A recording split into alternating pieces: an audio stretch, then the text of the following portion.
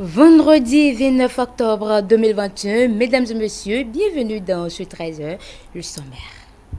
La Cour de répression des infractions économiques et du terrorisme a rendu une décision de libération provisoire de certains hommes politiques. Votre chaîne de télévision y a consacré une discussion. Chaque intervenant a donné sa lecture de la situation. Vous aurez le compte-rendu dans ce journal.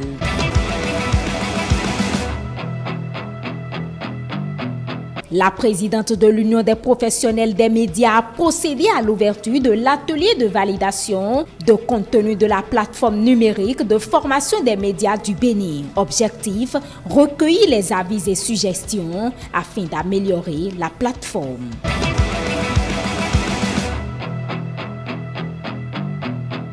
Il se tient depuis ce jeudi à l'ambassade du Ghana un séminaire d'envergure à l'endroit des apprenants béninois. Objectif, présenter à ces apprenants les opportunités de bourse disponibles dans les universités du Ghana.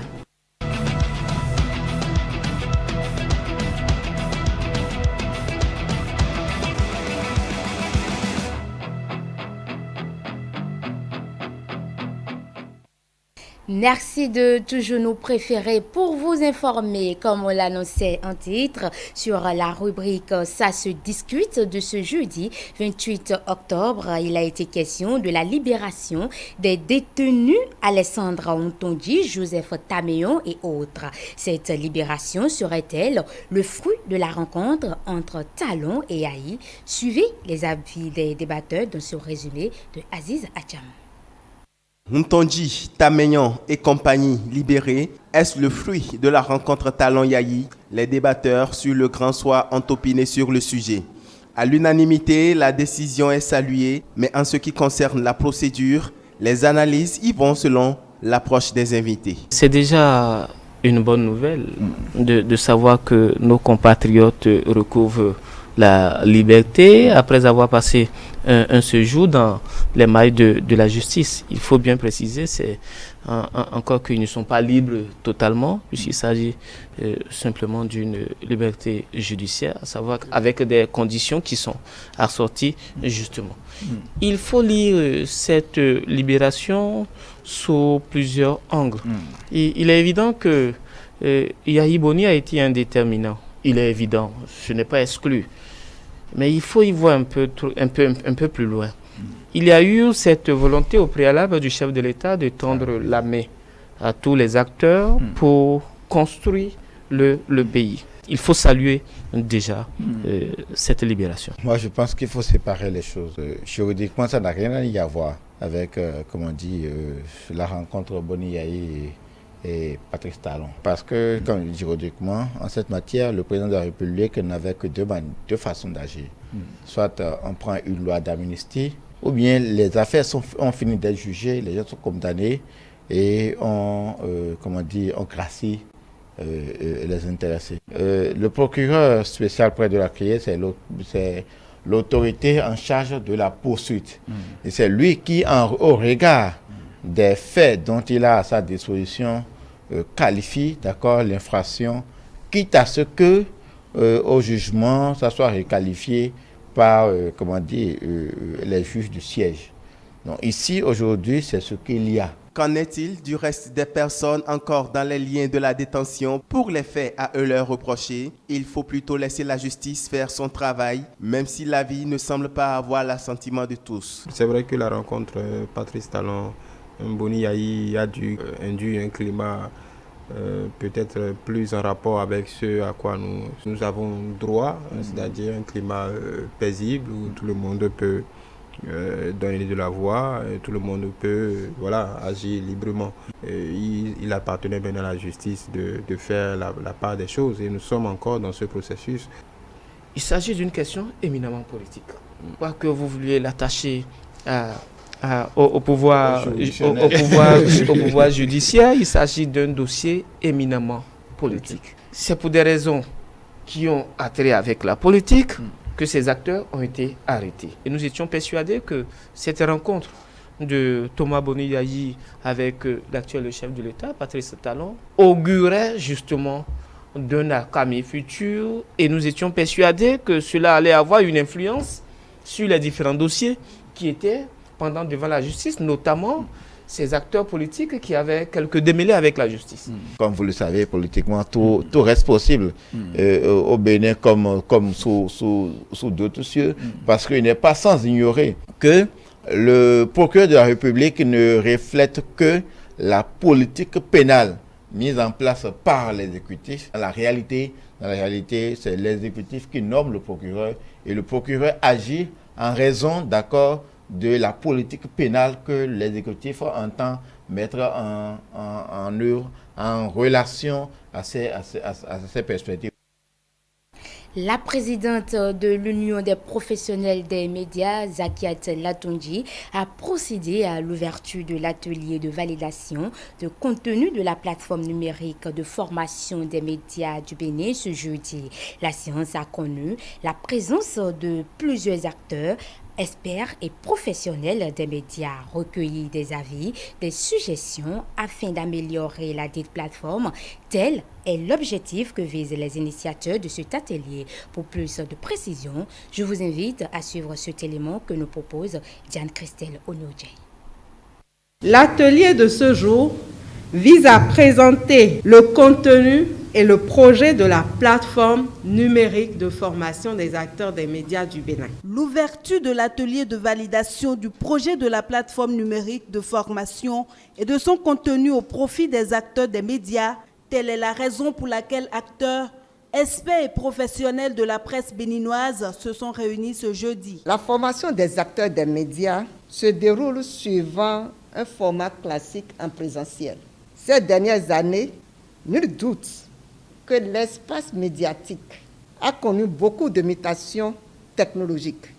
À ces mutations vient s'ajouter la pandémie de Covid-19.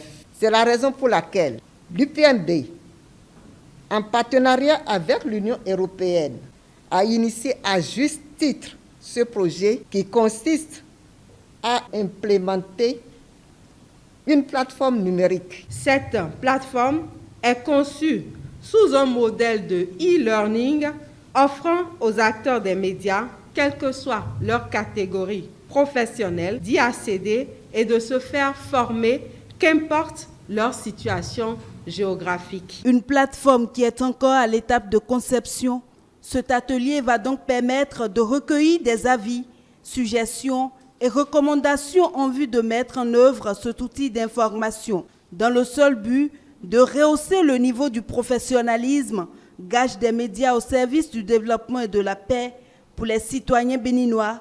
L'Union européenne soutient. À travers les journaux, la radio, la télévision et aujourd'hui aussi l'Internet, les médias informent les citoyens sur la politique, l'économie, la vie sociale et la santé. En accompagnant ce projet, l'Union européenne offre aux acteurs des médias l'opportunité de disposer d'une plateforme de formation riche en modules de qualité avec différents contenus, vidéo, audio, écrit, destinés aux acteurs des médias, toutes catégories professionnelles confondues.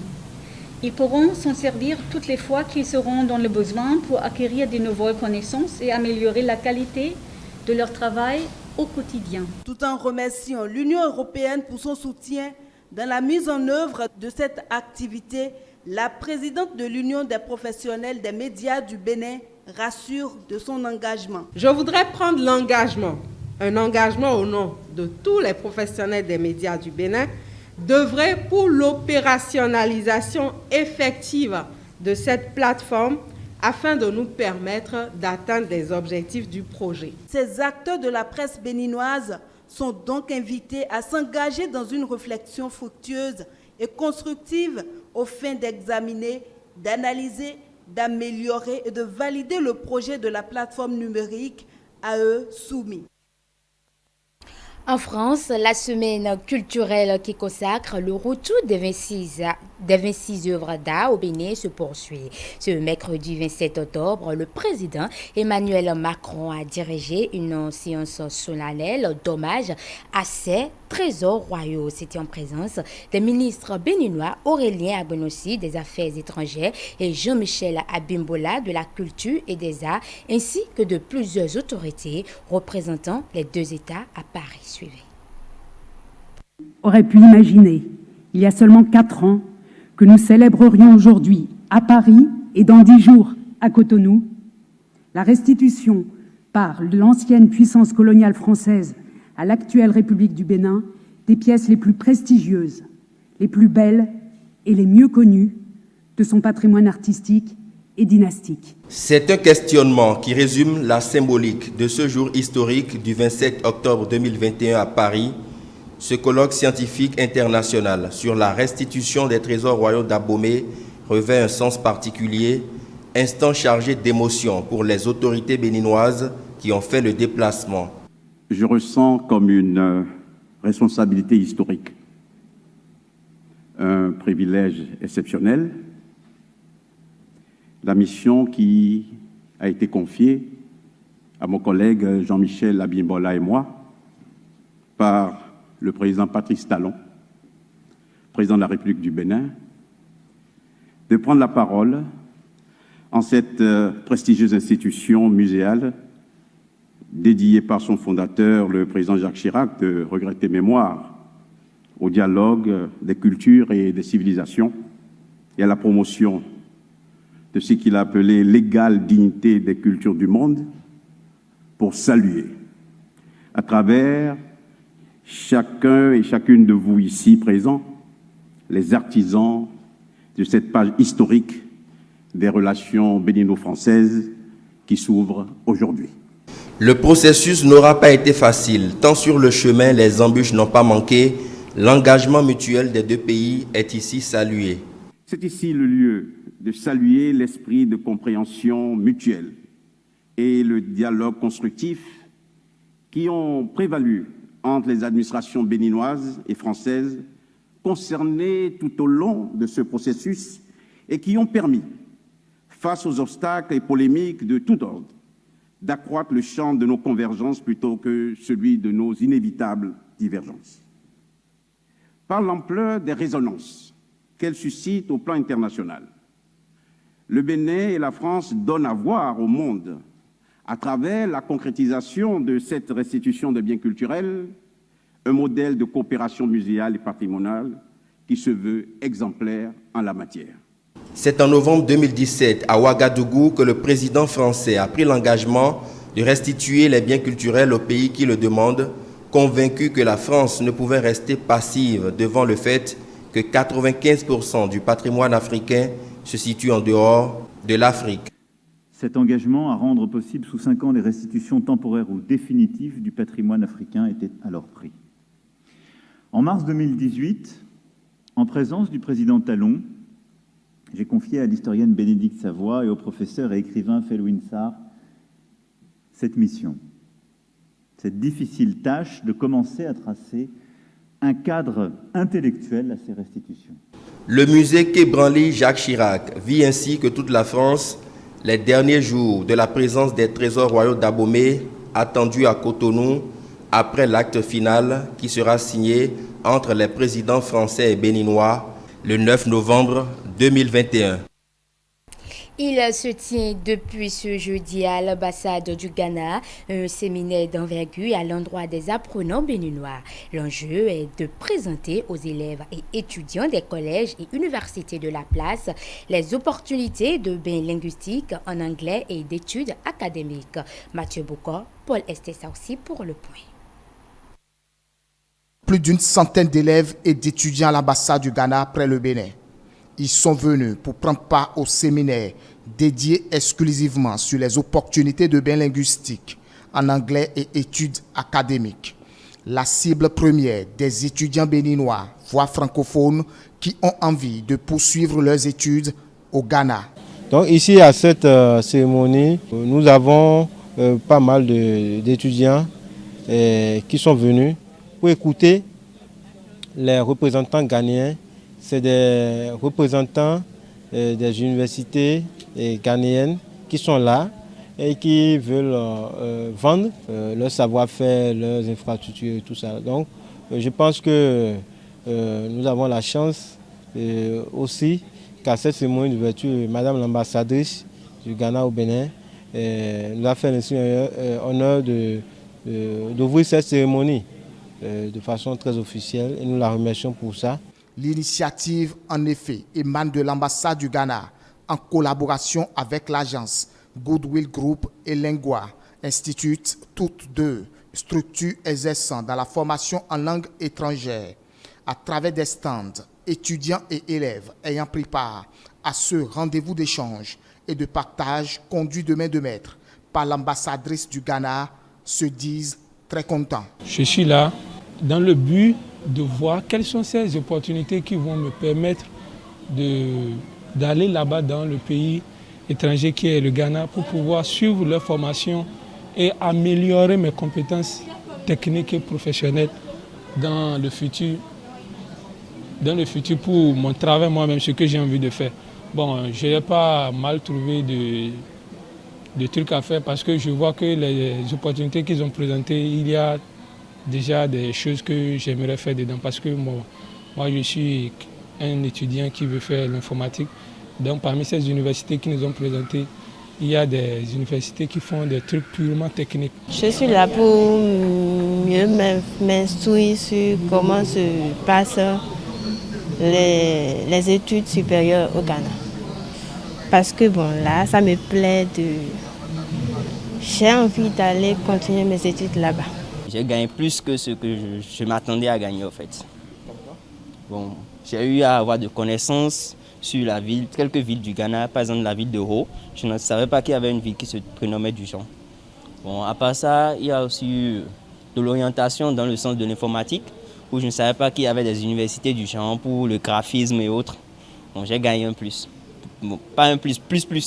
Ce séminaire qui a débuté ce jeudi 28 octobre va prendre fin ce vendredi 29 octobre 2020. Sont attendus plusieurs élèves et étudiants des collèges et universités de la place. Dernier élément pour clore cette édition, Canal+ est désormais le partenaire officiel de la Fédération béninoise de basketball. Les deux structures se sont donné la main pour relever le défi du rayonnement de la balle au panier en République du Bénin et en tirer des profits mutuels. C'est au cours d'une cérémonie officielle que tout ceci s'est déroulé. Voici le compte-rendu avec Stanislas Sangwa. Voici l'acte par lequel Canal+ devient le partenaire officiel de la Fédération béninoise de basketball. En plus d'avoir accompagné le 16e Tour cycliste du Bénin, l'entreprise s'intéresse aussi à la balle orange. C'est normal pour nous de nous engager sur le développement du basket au Bénin. Et ce que fait le docteur Onifade avec la Fédération de basketball, que ce soit en termes de développement de la pratique même du basket au Bénin, que ce soit en termes de développement d'infrastructures, que ce soit en termes de développement de compétences et formation aussi des arbitres, par exemple. Et puis, au-delà de ça, les objectifs de la fédération aujourd'hui, ils sont très précis, très clairs. L'ambition, c'est d'emmener un club à participer et voire être finaliste de la balle. Et nous, on ne pourrait être que fiers de diviser un événement où il y aurait un club béninois qui ressortirait finaliste. Avec ses 1600 licenciés, ses 8 équipes nationales et ses 2 championnats professionnels, la Fédération béninoise de basketball a convaincu la filiale béninoise de Canal+ de la subventionner. Un acte signé ce jour par la directrice générale de l'entreprise au Bénin ainsi que le président de la fédération. Dans le respect des gestes barrières, les deux parties se sont réunies pour l'occasion. Cette dynamique, elle est partie pour une longue durée. Elle démarre par une convention sur une année, mais évidemment c'est toujours comme ça et elle est partie pour de longue durée. C'est à chaque partie de s'assurer qu'elle remplit ses obligations. Et nous, c'est à nous de mettre le maximum possible, d'utiliser à bon escient tous les moyens qui sont mis à notre disposition et permettre à ce que le basket progresse. Le partenariat porte l'ambition de ces deux entités, rayonner sur le territoire béninois et plus encore. Canal+ se veut être un leader de l'audiovisuel au Bénin et à l'international. Les aspirations sur le long terme de la Fédération béninoise de basket sont à la même échelle en étant dirigées vers l'Afro-Basket, la Coupe d'Afrique de basket et la Basketball Africa League. Actuellement, nous avons 2 arbitres internationaux On a réussi à les avoir. En 4 ans, nous avons travaillé, on a réussi à avoir 2 arbitres internationaux du basketball au niveau du 55, un arbitre international au 3 contre 3. Et nous avons l'ambition de former plus et d'en avoir beaucoup plus. Les OTM également, on en a, qui ont réussi le test FIBA et qui aujourd'hui sont considérés comme des OTM de niveau international et donc réussi à faire cela. Les coachs également, nous avons des coachs de bon niveau. Et nous avons même des instructeurs FIBA parmi nos coachs. La dynamique, c'est qu'avec l'accompagnement de Canal+, qu'on continue d'élever le niveau de tout ce monde-là qui permet au basketball d'évoluer. Avec son programme spécial d'épanouissement par le basket, la fédération souhaite toucher l'ensemble du peuple béninois dont les couches vulnérables ou exclues comme les petites filles, les enfants des foyers SOS Village et les personnes handicapées. Une vision partagée par Canal+, qui est tous les jours dans la majorité des foyers du Bénin, mais aussi dans les orphelinats avec son projet Orphée. C'est donc une alliance logique. Ainsi se referment les informations de cet après-midi. Merci de l'avoir suivi. Je vous rappelle que vous pouvez également nous suivre sur nos différentes plateformes digitales, le www.etelebene.com pour le site. Si vous allez sur Facebook ou YouTube, il vous suffira tout simplement de taper Etelebene. Agréable début de week-end à tous et à